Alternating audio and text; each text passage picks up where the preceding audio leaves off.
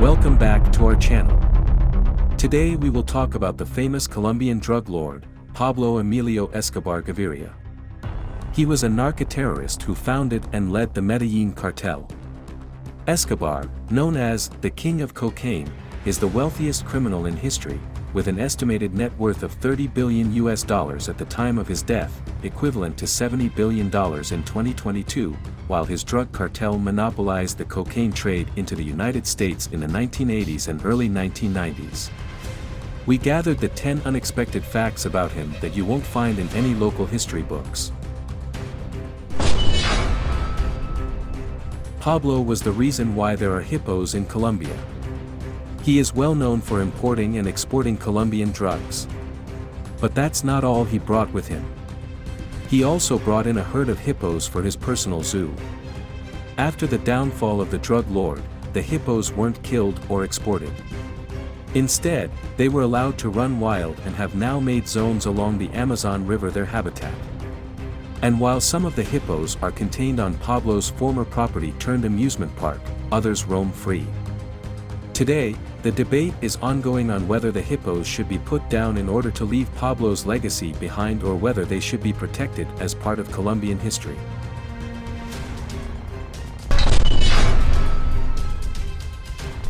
Escobar was a major driving force for Medellin's transformation. Medellin has become a tourist hotspot in recent years. In fact, it's been listed as one of the top destinations in South America to visit.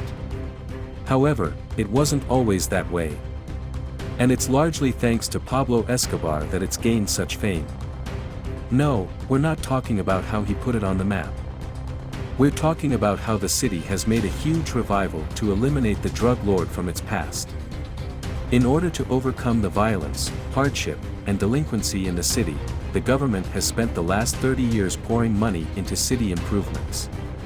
The result has been some incredible transformations, including Colombia's only metro system. What's more, the city has worked hard to eliminate locations that are connected to Escobar, replacing them with parks and cultural spaces. The Monaco building, for instance, where Escobar once lived, was destroyed just 2 years ago and replaced with a memorial park dedicated to the victims of the Kingpin's violent reign. There is some speculation that his death was the result of suicide. Although the US DEA claims responsibility for the capture and killing of Pablo Escobar on the roofs of some Medellin homes, some argue that this is not the case. You see, according to Escobar's son, the Kingpin was an expert at avoiding the police. He had strict rules for keeping himself and his family safe by staying undercover, avoiding phone calls, and more. Despite Escobar knowing that the DEA was after him and was actively monitoring his calls, he placed a phone call to his son from a phone line. On the call, he stated his whereabouts and made an odd sort of goodbye, telling his son to stay safe.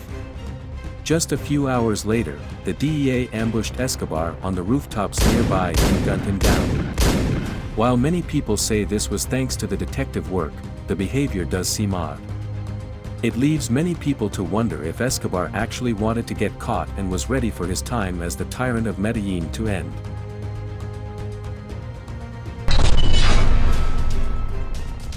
Escobar was a family man. It may be difficult to believe, given the violence and destruction Pablo Escobar caused, but he adored his family. According to his wife and kids, Pablo went out of his way to make sure that they were safe, protected, and loved. He could do something as horrible as torture a man and then go home and act like it never happened. On top of that, Pablo made sure that his kids learned key values about kindness and benevolence. While it might seem strange to us now, it looks as if Escobar knew deep down that what he was doing was wrong and wanted a better life for his kids.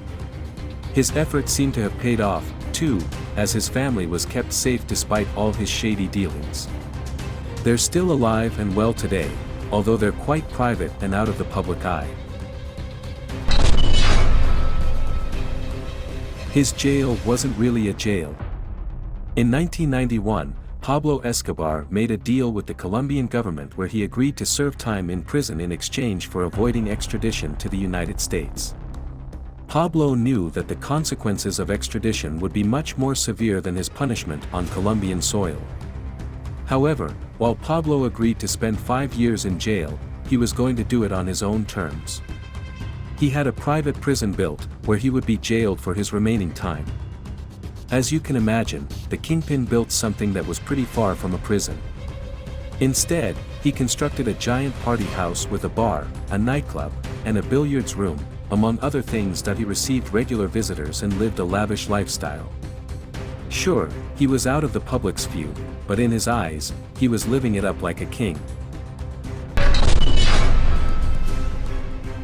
If you visit Medellin, you can meet his brother. While Escobar's wife and kids lead a quiet life out of the public eye, there's one member of his family that doesn't. In fact, that family member is alive, well, and making a mint off the dark fame of Escobar. That person is his brother. There are a number of Pablo Escobar tours in Medellin that foreign tourists frequently go on. At the very end of the tour, which takes you around famous sites in Medellin that are connected to the drug lord's life, you'll get the chance to have coffee with Pablo's older brother Roberto. Roberto is a relatively quiet and reserved man, but he's more than happy to talk about days gone by. He'll also pose with foreigners for a photo and will give you some more context as to what life was like during the dark days of the younger Escobar's reign.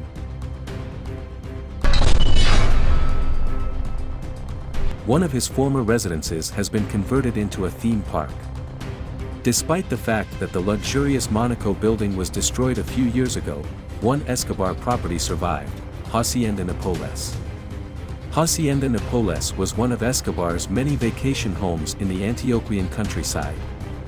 What's unique about this place is that instead of choosing to destroy the building, the Antioquian government decided to turn it into an amusement park. Today, there are water slides, swimming pools, and a petting zoo that you can visit. You won't find any references to Pablo there either. Unless you know the inside scoop on the hacienda, you'd never realize the dark past this place holds.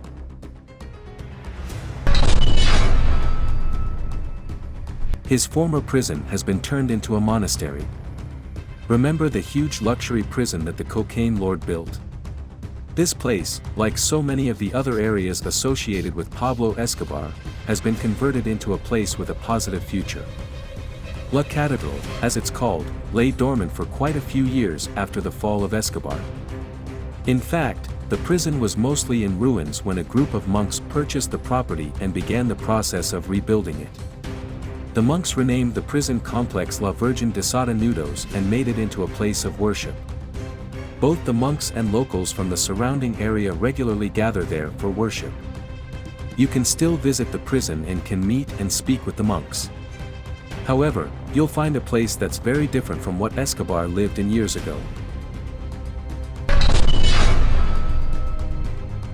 For years, his old gardener was isolated in a bombed-out house. Many of Pablo's old properties have been converted to erase their shady past. His Hacienda La Manuela, which sits on the shores of the Guatapi Reservoir, is one building that hasn't been renovated or transformed. This property was destroyed by a bomb back in 1993, just a few months before the kingpin was shot and killed. Prior to that, it had been one of Escobar's most prized properties.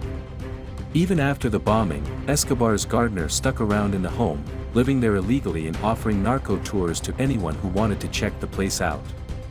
Many tourists headed there hoping to find leftover cash on the property from the drug lord's heyday, but so far, none has been found.